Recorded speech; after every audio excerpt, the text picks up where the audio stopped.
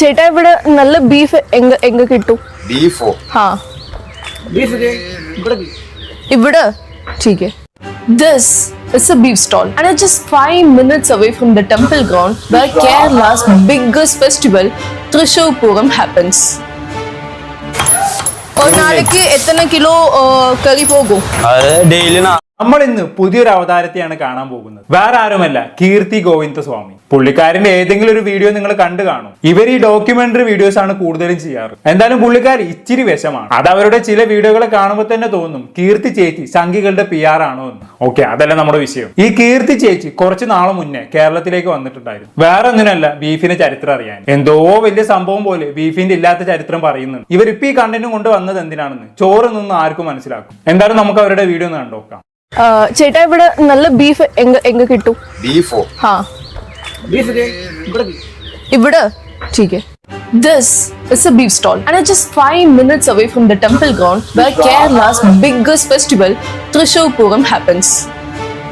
ആദ്യം തന്നെ ഒരു വീഡിയോ തുടങ്ങുന്നുണ്ടല്ലോ. തുടക്കത്തിൽ തന്നെ കീർത്തി ചേച്ചി എവിടെയാണ് ബീഫ് സ്റ്റാൾ എന്നാണ് ചോദിക്കുന്നത്. അവിടെയുള്ള ഒരാൾ ബീഫ് സ്റ്റാൾ കാണിച്ചു കൊടുക്കുന്നുമുണ്ട്. ആ ബീഫ് സ്റ്റാളിൽ നിന്നും ആകെ 5 കിലോമീറ്റർ ദൂരം മാത്രമേ തൃശ്ശൂർ പൂരം നടക്കുന്ന അമ്പലത്തിലേക്കുള്ളൂ എന്നാണ് ചേച്ചി പറയുന്നത്. കേരളത്തിലെ തൃശ്ശൂർ പൂരം എല്ലാവർക്കും അറിയാലോ. കേരളത്തിൽ നിന്നുള്ള ഒരുപാട് പേര് ഈ പൂരം കാണാൻ എത്താറുണ്ടല്ലോ. വളരെ ഫേമസ് ആയിട്ടുള്ള ഉത്സവവും ക്ഷേത്രവുമാണിത്. നമുക്കറിയാം തൃശ്ശൂർ തന്നെ എത്രയോ ബീഫ് സ്റ്റാളുകളുണ്ട്. എന്നിട്ടും ഈ വീഡിയോയിൽ ക്ഷേത്രത്തിനടുത്ത് നിന്നും ജസ്റ്റ് 5 കിലോമീറ്റർ ദൂരത്ത് നിന്നുള്ള ബീഫ് സ്റ്റാൾ മാത്രമാണ് കാണിച്ചത്. അതെന്തിനാണ്? ഈ ബീഫ് സ്റ്റാളിന്റെ അടുത്ത് നിന്ന് വെറും 5 കിലോമീറ്റർ ദൂരം മാത്രമേ ക്ഷേത്രത്തിലേക്കുള്ളൂ എന്ന് അവർക്ക് വീഡിയോയിൽ പറയണമായിരുന്നു. നിങ്ങൾക്ക് അത് കോൺഫിഡന്റ് ആയിട്ട് തോന്നുന്നുണ്ടോ? എന്നാൽ അങ്ങനെയല്ല, കീർത്തി ചേച്ചി അത് മനഃപൂർവ്വം ചെയ്തതാണ്. എന്തിനാണെന്നല്ല, നമുക്കറിയാം ഈ നോർത്ത് ഇന്ത്യയിലൊക്കെ ആചാരം, അമ്പലകാര്യം ഇതിനൊക്കെ വലിയ ഇമ്പോർട്ടൻസ് കൊടുക്കുന്ന ആൾക്കാരാണ്. അവിടെ അമ്പലത്തിന്റെ അടുത്തെങ്ങാനും ബീഫ് കൊണ്ടുവന്നാൽ ചിലപ്പം കൊലപാതകം വരെ ഉണ്ടാകും. അത് കണക്കിലെടുത്ത് തന്നെയാണ് കീർത്തി ചേച്ചി ഈ കാര്യം ഇവിടെ പറഞ്ഞത്. അല്ലാതെ ഈ ബീഫ് സ്റ്റാളിൽ നിന്ന് ക്ഷേത്രത്തിൽ നിന്ന് ആകെ 5 കിലോമീറ്റർ ദൂരം മാത്രമേ ഉള്ളൂ എന്ന് പറയേണ്ട ആവശ്യമില്ലല്ലോ. ഇത് കാണുന്ന നോർത്ത് ഇന്ത്യൻസിന് അല്ലെങ്കിൽ ക്ഷേത്ര കാര്യങ്ങളിൽ സ്ട്രിക്റ്റ് ആയവരിൽ ഒരു ഇമ്പാക്ട് ഉണ്ടാക്കാൻ പറ്റും. അവരുടെ ഗോമാതാവിനെ അറിവ് ചെയ്യുന്നത് പുണ്യസ്ഥലമായിട്ടുള്ള ക്ഷേത്രത്തിനടുത്ത് നിന്നാണല്ലോ എന്ന ചിന്ത അവരിലേക്ക് ഇടണം. അതിനാണ് ഈ ചേച്ചി ഈ കാര്യം ഇവിടെ എടുത്തിട്ട്. അല്ലെങ്കിൽ ഇപ്പൊ ഈ ബീഫിന്റെ ചരിത്രം കൊണ്ടുവരേണ്ട കാര്യമില്ലല്ലോ. പിന്നെ ചേച്ചി കേരളത്തിന്റെ ബീഫിന്റെ ചരിത്രം അറിയാൻ വരുന്നത് കണ്ടാൽ തോന്നും ലോകത്ത് ബീഫ് കഴിക്കുന്നത് കേരളക്കാർ മാത്രമാണ്. എല്ലാ രാജ്യക്കാരും ബീഫ് കഴിക്കുന്നവരാണ്. ചില ആളുകൾ പിന്നെ ട്രഡീഷന്റെ ഭാഗമായിട്ട് കഴിക്കൂല. അതുപോലെ ടേസ്റ്റ് ഇഷ്ടപ്പെടാത്തവരുമുണ്ട്. അതൊക്കെ അങ്ങനെ കണ്ടാൽ പോരെ. പിന്നെ ഇന്ത്യയിൽ ചില സ്ഥലത്ത് ബീഫ് കഴിക്കരുത് എന്ന നിബന്ധന ഉള്ളതും മറ്റൊരു കാരണം തന്നെയാണ്. എന്തായാലും ഈ ചേച്ചി വേറെയും ഒരുപാട് കാര്യങ്ങൾ വലിയ കാര്യത്തിൽ കണ്ടുപിടിച്ച് അവരുടെ വീഡിയോയിൽ പറയുന്നുണ്ട്. നമുക്ക് അതൊന്ന് കണ്ടോ. Okay, quick context here. Kerala is one of the most religiously diverse states in India. As per the census in 2011, roughly 54% are Hindus, 26% are Muslims, and 18% are Christians. So when you see beef on the table here, it is not locked to just one community. It is actually started from the Muslim families and Christian families, and as people have different like friend circle, when their friends is eating, they would love to try beef. And that is what I said.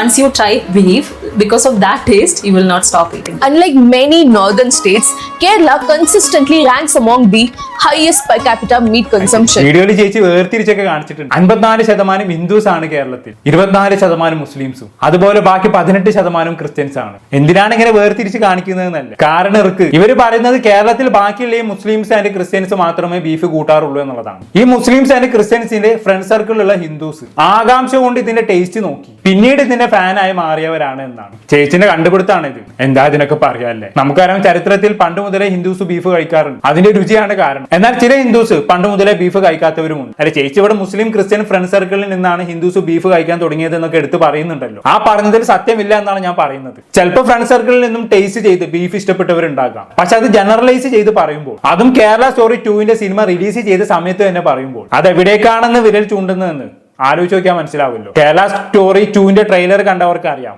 അതിൽ മുസ്ലിങ്ങൾ ഒരു Indian സ്ത്രീയുടെ വായിൽ beef കുത്തി കയറ്റുന്ന ഒരു സീനുണ്ട്. അപ്പൊ കീർത്തിയുടെ ഈ വീഡിയോ കാണുന്ന ആൾക്കാർ കേരള സ്റ്റോറി 2ലെ ആ സീനുമായി കാര്യങ്ങൾ താരതമ്യം ചെയ്യാൻ തുടങ്ങും. ബാക്കി എന്തായിരിക്കും സംഭവിക്കാൻ പോണെന്നുള്ളത് ഞാനായിട്ടും പ്രത്യേകിച്ച് ആർക്കും പറഞ്ഞേണ്ട ആവശ്യമില്ലല്ലോ. ഫ്രണ്ട് സജസ്റ്റ് ചെയ്തു അവരെ ബീഫ് കഴിപ്പിച്ച് തുടങ്ങിയെന്നൊക്കെ പറയുമ്പോൾ പുറത്ത് നിന്ന് കാണുന്ന ആൾ അപ്പൊ എന്തായിരിക്കും ചിന്തിക്കുക? ഈ വീഡിയോയിൽ പറഞ്ഞ കാര്യങ്ങൾ ശരിയാണെങ്കിൽ കേരള സ്റ്റോറി 2ലെ ട്രെയിലറിൽ കാണിച്ച കാര്യങ്ങളും സത്യമാണ് എന്നല്ലേ. അപ്പൊ കേരള സ്റ്റോറി 2 സത്യമായ കഥയാണെന്ന് ആൾക്കാർ വിശ്വസിക്കും. ഈ കീർത്തി ചേച്ചിക്ക് വേണ്ടതും അത് തന്നെയാണ്. നൈസായിട്ട് ആൾക്കാരുടെ ഉള്ളിൽ വിഷയം കുത്തിക്കയറ്റ. തീർന്നില്ല, ബാക്കിയും കൂടി കാണാം നമുക്ക്. We are in a beef shop and what you see is the beef. So in this shop particularly it is famous for buffalo meat and there are so many bones.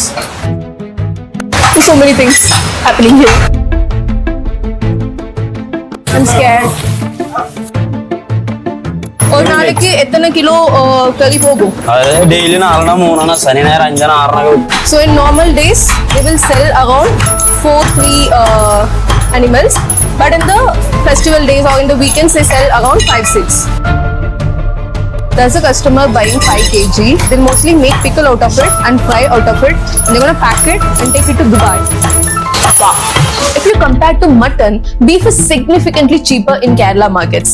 തേങ്ങാണ് കിലോന് 400 രൂപേന്റെ അടുത്തുണ്ട്. ബീഫ് കേരളത്തിൽ ചീപ്പറാണ്, ഒലക്കാണ്. പിന്നെ അതിന്റെ ഇടയിൽ കൂടെ so many things happening ഏറെന്നൊക്കെ ചേച്ചി അടിച്ചു വിടുന്നുണ്ടല്ലോ. എന്ത് ഹാപ്പനിങ് ആണെന്നാണ് ചേച്ചി പറയുന്നത്. പിന്നെ അറവിശാലയിലെ പോത്തിന്റെ എല്ലിനെ കണ്ടിട്ട് ഐ ആം സ്കേർഡ് എന്നൊക്കെ ചേച്ചി വിളിച്ച് പറയുന്നുണ്ട്.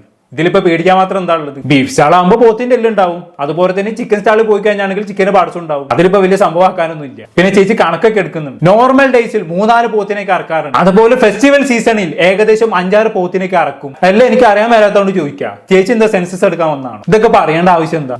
സോറി, ഞാൻ മറന്നു. ഇത് അറിഞ്ഞാലല്ലേ ചേച്ചിക്ക് ഈ കടയിൽ നിന്ന് ഇത്രയാണെങ്കിൽ കേരളത്തിൽ ഒരു ദിവസം എത്ര പോത്തിനെയും പശുവിനെയും കശാപ്പ് ചെയ്യുന്നുണ്ടെന്ന് ചേച്ചിക്ക് കണക്കെടുക്കാൻ പറ്റത്തുള്ളൂ. വന്നപ്പോ ബീഫ് തിന്നുന്നൊക്കെ അത്ഭുതമായ ഒരു കാര്യമായി. അല്ലെ, ചേച്ചിന്റെ സംസാരവും ഒക്കെ കണ്ടപ്പോൾ എനിക്ക് അങ്ങനെയാണ് തോന്നിയത്. അതുപോലെ ഇത് വാങ്ങി പൊരിച്ച് തിന്നും കരിച്ചു തിന്നും ഒക്കെ ചേച്ചി പറയുന്നു. നമ്മൾ ബീഫ് പൊരിച്ച് മാത്രമല്ല ചേച്ചി കഴിക്കാറുള്ളത്, വരട്ടിയും കറി വെച്ചും ഒക്കെ കഴിക്കാറുണ്ട്. ഇനി ഇതെല്ലാം കഴിഞ്ഞ് ചേച്ചി ഒരു രജിസ്റ്റേർഡ് ന്യൂട്രീഷന്റെ അടുത്ത് പോയി ബീഫിന്റെ ന്യൂട്രീഷൻ വാല്യൂ ചോദിക്കുന്നുണ്ട്. നമുക്ക് അതൊന്ന് കേൾക്കാം.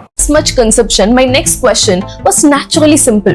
Is it only the culture or is there any health or nutrition logic also? So I am Deepika. I'm a registered dietitian. You are in Kochi, Kerala, where a lot of people love eating beef here. Yeah. So from a nutritional perspective, what does beef provide? Beef is also a very good source of complete protein, where it has all essential amino acids that helps in proper muscle repair, immunity, and overall health. How does it compare with other commonly eaten meats like chicken, fish, or mutton? Chicken, it is more leaner.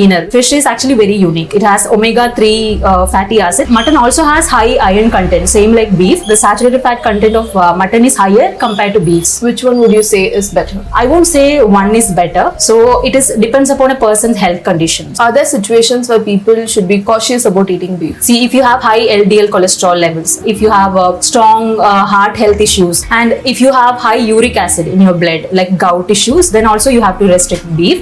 If a അവിടെ nutritionist ഇതിന്റെ nutrition value ഒക്കെ പറയുന്നുണ്ട്. ബീഫൊക്കെ നല്ല protein source ആണ് മക്കളെ. അതുപോലെ തന്നെ സാച്ചുറേറ്റഡ് ഫാറ്റും കൂടുതലാണ് ബീഫിൽ. പക്ഷെ മട്ടനെ വെച്ച് നോക്കുമ്പോൾ ബീഫിൽ കമ്പാരിറ്റീവ്ലി സാച്ചുറേറ്റഡ് ഫാറ്റ് കുറവാണ്. ഇനി കീർത്തി ചേച്ചിന് അടുത്ത ചോദ്യം എന്താണ്? മട്ടൻ, ബീഫ്, ചിക്കൻ, ഫിഷ് ഇതിൽ ഏതാണ് ബെറ്റർ എന്നാണ്. അതിന് ഡയറ്റീഷ്യൻ നൽകിയത് ശരിയായിട്ടുള്ള മറുപടിയാണ്. ഏതാണ് ബെറ്റർ എന്ന് തീർത്ത് പറയാൻ കഴിയൂല. ആൾക്കാരുടെ ആരോഗ്യം അനുസരിച്ചിരിക്കും ഏതാണ് നല്ലത് തിന്ന് തീരുമാനിക്കാനെന്നാണ് ഡയറ്റീഷ്യൻ പറയുന്നത്. കൊളസ്ട്രോൾ ഉള്ള ആൾക്കാരൊക്കെ ബീഫ് ആൻഡ് മട്ടൻ കഴിക്കുന്നത് കുറയ്ക്കുന്നതായിരിക്കും നല്ലത്. അതുപോലെ തന്നെ uric acid and heart problems ഉള്ളവരും ബീഫ് ഒഴിവാക്കുന്നതാണ് നല്ലതെന്നും പറയുന്നു. ഇനി എന്താണ് ബാക്കി പറയുന്നത് നമുക്കൊന്ന് കേട്ടു നോക്കാം. normal family asked you, can we include beef in our meals? What would be the guidance that you give? If a family wants to eat that, I would actually check their medical parameters, whether they have high LDL cholesterol, whether they have any family history of heart issues, cancer. We have to check that first. You just mentioned cancer, Yeah. and I also happened to read an article about how in America the colon cancer is on the rise because of the regular beef eating habits, red meats in general. Okay. So, what do you have to say about it? People have to understand the difference between the fresh beef and the processed sausages. That is the difference. And also, only beef doesn't increases your cancer risk. It is all about your overall lifestyle, and you're blaming only beef. That is not correct. Food is emotion, it is culture, family values, everything is connected with food, right? If removing that emotionally and culturally important food from their diet is not actually ethical, I would say. Don't let noise ruin your knowledge. From an outsider perspective, I have this concept that Kerala people love beef. So, are there any traditional culture here, like in your family, that beef is not allowed to eat? Most of the families see cow or the buffalo as like it is treated as a god. It is equal to god. That is why people are restricting beef. But they are okay to eat mutton, okay to eat chicken. In our home, beef is not allowed to cook. I just tasted beef just 4 years back. But once you taste beef, you know, it is actually, I would say like more than it is like cultural or belief or family is not allowing. It is an emotion that is, you will be more connected to the beef taste. Why do you think this beef Bagota combination is so iconic? It is actually started from the Muslim families and Christian families. And as people have different like friend circle, when their friends is eating, they would love to try beef. And that is what I said. Once you try beef, because of that taste, you will not stop eating. Okay. നല്ല ആളടുത്താണ് ഇമ്മാതിരി മറുപടി പറയാൻ പോയത്. അപ്പൊ ഇവിടെ ചോദിച്ച അടുത്ത ചോദ്യം എന്താണെന്ന് വെച്ചാൽ ബീഫ് തിന്നാനുള്ള ഒരു പ്രോപ്പർ ഗൈഡൻസ് എന്താണെന്നുള്ളതാണ്. അതിന് ആൻസർ ആയിട്ട് ഡയറ്റീഷ്യൻ പറയുന്നത് എന്താണ്? മെഡിക്കൽ പാരാമീറ്റേഴ്സ് എടുക്കാനാണ്. അതിനനുസരിച്ച് ബീഫ് കഴിക്കണമോ വേണ്ടയോ എന്ന് തീരുമാനിക്കാൻ പറ്റത്തുള്ളൂ. നേരത്തെ പറഞ്ഞ പോലെ തന്നെ കൊളസ്ട്രോൾ ഉള്ളവരും ഹാർട്ട് പേഷ്യൻസ് ആയിട്ടുള്ള ആളുകളും ഒക്കെ ബീഫ് ഒഴിവാക്കുന്നതാണ് നല്ലത്. ഇതിനെക്കുറിച്ചൊക്കെ ഇങ്ങനെ പറഞ്ഞു പോകുന്നതിന്റെ അടുക്ക് കീർത്തി ചേച്ചി അടുത്തൊരു ചോദ്യം എടുത്തിട്ടാണ്, അമേരിക്കയിൽ കുറെ ആൾക്കാർക്ക് ബീഫ് കഴിച്ചിട്ട് ക്യാൻസർ വന്നിട്ടുണ്ടല്ലോ എന്നൊക്കെ. നൈസായിട്ട് ചോദ്യത്തിന്റെ ഇടയിൽ കൂടെ ഇങ്ങനെ വിഷയം തിരികെ കയറ്റാനുള്ള പ്ലാനാണ്. എന്തായാലും ആ ചോദ്യത്തിന് കൃത്യമായിട്ട് ഡയറ്റീഷ്യൻ മറുപടി നൽകുന്നുണ്ട്. എന്താണ് പറഞ്ഞത്? ക്യാൻസറിന് കാരണം ബീഫ് ആവണമെന്നൊന്നുമില്ല, ബീഫ് വലിയ പ്രശ്നമൊന്നുമല്ല, ബട്ട് പ്രൊസസ്ഡ് സോസേജ് ആണ് പ്രശ്നം. അതുപോലെ ബീഫ് കാരണമല്ല ക്യാൻസർ വരുന്നത്, അതിന് പല കാരണങ്ങളും ആവാം. നമ്മുടെ ഹാബിറ്റ്സ്, ജീവിതശൈലി എല്ലാം ഇതിന് റിലേറ്റഡ് ആണ്. ഈ രീതിയിലാണ് ഡയറ്റീഷ്യൻ മറുപടി പറയുന്നത് അല്ലെ. ഇനി എന്തിനാണ് കീർത്തി ഇമാതിരി ചോദ്യങ്ങളൊക്കെ ചോദിക്കുന്നതെന്ന് വെച്ചാണെങ്കിൽ ചിന്തിച്ചാൽ അത് മനസ്സിലാകും. ഇത് കാണുന്ന ബീഫ് തിന്നാത്തവർ ബീഫ് എന്തോ വല്ലാത്ത സാധനമാണെന്ന് വിചാരിക്കും. ക്യാൻസർ വരെ വന്നാലോ ഇതൊക്കെ കഴിച്ചിട്ട് എന്ന് അവർ ചിന്തിക്കും. അതുപോലെ ടെസ്റ്റ് ഒക്കെ ചെയ്തിട്ട് കഴിക്കാവൂ എന്നാണ് പറയുന്നത്. അല്ലെങ്കിൽ പല പ്രശ്നങ്ങളും വന്നാലോ എന്നുള്ള പേടി ആൾക്കാരിൽ ഇട്ട് കൊടുക്കുകയാണ്. ഇനി ഇത് കാണുന്ന ബീഫ് കഴിക്കുന്നവർ പോലും ബീഫ് കഴിച്ചാൽ എന്തെങ്കിലും പ്രശ്നം ഉണ്ടാവോ എന്ന് ചെറുതായിട്ടൊന്ന് ആശയക്കുഴപ്പത്തിലാകും അല്ലെ. സംഭവം അത്രേ ഉള്ളൂ. ഞാൻ നേരത്തെ പറഞ്ഞല്ലോ, ബീഫിൽ പ്രോട്ടീൻ ഉള്ളത് പോലെ തന്നെ കൊഴുപ്പും കൂടുതലാണ്. നമ്മൾ പണി നടക്കാണ്ട് എപ്പോഴും ബീഫും തിന്ന് നടന്നാണെങ്കിലും നല്ല പണി കിട്ടും. അത് ബീഫ് തന്നെ ആവണമെന്നില്ല. നമ്മൾ കൊഴുപ്പുള്ള എന്ത് ഫുഡ് കഴിച്ചാലും അതിനനുസരിച്ച് പണിയെടുക്കണം, അല്ലെങ്കിൽ കൊഴുപ്പ് ബോഡിയിൽ അടിഞ്ഞുകൂടും, പല ആരോഗ്യ പ്രശ്നങ്ങളും ഉണ്ടാകും. അതുപോലെ അവസാനത്തെ ചോദ്യം നിങ്ങൾ ശ്രദ്ധിച്ചു, അത് കോമഡിയാണ്. ഡയറ്റീഷ്യനോട് കീർത്തി കാര്യമായിട്ട് ചോദിക്കാണ്, നിങ്ങളുടെ ഫാമിലിയിൽ എന്തെങ്കിലും ട്രഡീഷൻ ഉണ്ടോ ബീഫ് കഴിക്കാത്തതായിട്ട് എന്നൊക്കെ. ശരിക്കും ആ ചോദ്യത്തിന്റെ ആവശ്യമില്ല. ഡയറ്റീഷ്യൻ ബീഫ് കഴിക്കാറുണ്ടോ ഇല്ലേ എന്നുള്ള ചോദ്യത്തിന് തന്നെ അവിടെ പ്രസക്തിയില്ല. പക്ഷെ അവൾ മനഃപൂർവ്വം അത് ചോദിച്ചു.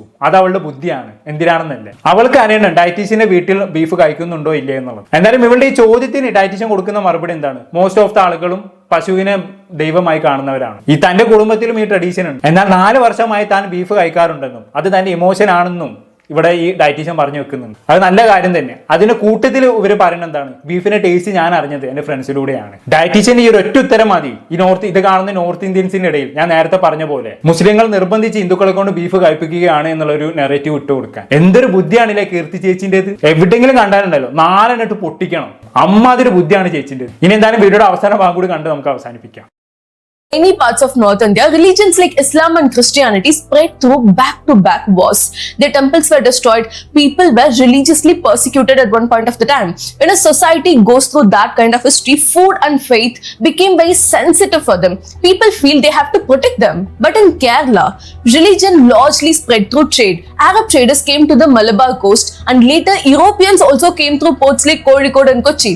Remember, even Vasco da Gama ended up in Kerala. So over time, people learned how to coexist with different religions around them, and for a very long time in Kerala's biggest internal struggle was caste, and that's why even communism made a stronghold there. And historically, beef was not really a central part of old Kerala cuisine. Even the historian we spoke to and the local people confirmed it. And Kerala has around 55% Hindus and nearly 45% Muslims and Christians together, when almost half of the population comes from the communities without any restrictions on beef.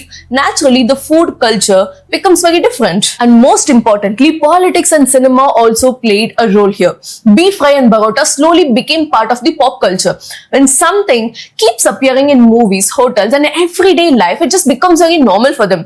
Whatever may be the reason, people have adopted to it. So maybe this is the real takeaway. What feels sacred in one place can feel completely ordinary in another place, and both realities can exist inside the same country. Kerala did not wake up one day and decided to be different. It evolved in a completely different way, and understanding that difference doesn't mean you have to agree with them. It just means you understand it.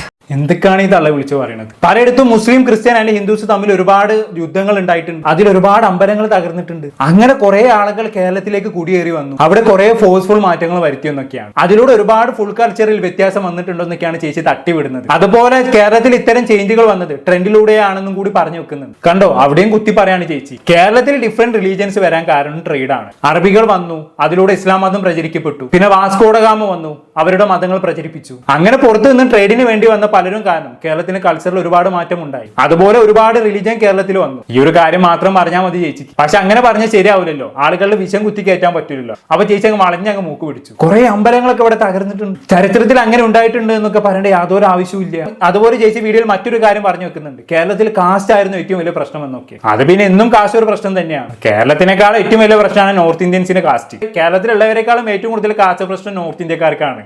അതാണ് മുട്ട comedy. അവിടെ നിങ്ങൾ പോയി നിങ്ങളുടെ പേര് പറഞ്ഞു കഴിഞ്ഞാണെങ്കിൽ പേരിന്റെ കൂടെ വാലും കൂടെ അവർ ചോദിക്കും. അത് വെച്ചിട്ടാണ് അവർ നിങ്ങളെ വിലയിരുത്തുക. എന്നിട്ടാണ് ഇവിടെ വന്നിരുന്ന് കൊണടിക്കുന്നത് കേരളത്തിലെ കാസ്റ്റ് പ്രശ്നമാണെന്നൊക്കെ. പിന്നെ അതിന്റെ കൂട്ടത്തിൽ പറഞ്ഞാൽ കേരളത്തിൽ ബീഫ് ഒരു മെയിൻ കോഴ്സ് ഫുഡ് അല്ല പോലും. പഴയ ആൾക്കാർ അത് കൺഫേം ചെയ്തിട്ടുണ്ടെന്നൊക്കെ പറയുന്നുണ്ട്. ചേച്ചിന്റെ അടുത്ത് ഈ പഴയ ആൾക്കാർ വന്ന് പറഞ്ഞോ? അല്ല അറിയാത്തോണ്ട് ചോദിക്കുക. ഇവിടെ തന്നെ അങ്ങോട്ട് ഇനിയിപ്പോ പഴയ ആൾക്കാർക്ക് കോഴിമാടത്ത് നിന്ന് എഴുന്നേൽപ്പിച്ച് കൊണ്ടുവന്ന് പറയിപ്പിക്കാൻ പറ്റൂലല്ലോ ബീഫ് പണ്ട് ഉപയോഗിച്ചിരുന്നോ ഇല്ലയോ എന്നൊക്കെ ഉള്ളത്. അതിന് വേണ്ടിയിട്ടാണ് ചേച്ചി പഴയ ആൾക്കാർ കൺഫേം ചെയ്തതാണെന്നൊക്കെ പറയുന്നത്. പിന്നെ സിനിമകളും പോപ്പ് കൾച്ചറും എല്ലാം ബീഫ് കൂടുതൽ ആളുകളിലേക്ക് എത്താൻ കാരണമായിട്ടുണ്ട് എന്നൊക്കെ ചേച്ചി തട്ടി വിടുന്നുണ്ട്. എന്തായാലും ചേച്ചി ബീഫിനെ കുറിച്ച് കാര്യമായിട്ട് എന്തൊക്കെയോ പഠിച്ചു വെച്ചിട്ടുണ്ട്. ഒക്കെ പൊട്ടത്തെറ്റാണ്, അത് വേറെ കാര്യം. എന്തായാലും ചേച്ചി വേണമെങ്കിൽ ഒരു ബുക്ക് ചെയ്താൻ പറ്റും. എന്തായാലും കേരളത്തിൽ വന്ന് കേരളത്തിനെ അപമാനിക്കുന്ന രീതിയിൽ ഒരു ഡോക്യുമെന്ററി എടുത്ത സ്ഥിതിക്ക് ചേച്ചിയോട് എനിക്കൊരു റിക്വസ്റ്റ് ഉണ്ട്. ഇനി മേലാൽ കേരളത്തിലെ കാലം ഉത്തരത്ത് കേട്ടോ. കാരണം ചേച്ചിയുടെ ഈ വീഡിയോ അത്യാവശ്യം എല്ലാവരും ഇപ്പൊ ചർച്ച ചെയ്ത് തുടങ്ങിയിട്ടുണ്ട്. ചേച്ചി ഇനി എവിടെയെങ്കിലും വെച്ചൊരു മലയാളി കണ്ടു കഴിഞ്ഞാണെങ്കിൽ മുഖത്തുനിന്ന് കൈയെടുക്കൂല. അതുകൊണ്ട് ഇനി കേരളത്തിൽ ദയവ് ചെയ്ത് കാലുത്താൻ നിൽക്കണ്ട. എന്റെ വക ഒരു ഡിസ്ക്ലൈമർ ആയിട്ട് കൂട്ടിക്കോ. എന്തായാലും ഇവിടെ ഏറ്റവും വലിയ കോമഡി എന്താണെന്ന് വെച്ചാണെങ്കിൽ ബീഫിനെ കുറിച്ച് ഇത്രയും പറഞ്ഞതിന് ശേഷം ചേച്ചി പിന്നെ ചെയ്ത പരിപാടി എന്താണെന്ന് അറിയോ? കേരളത്തിലുള്ള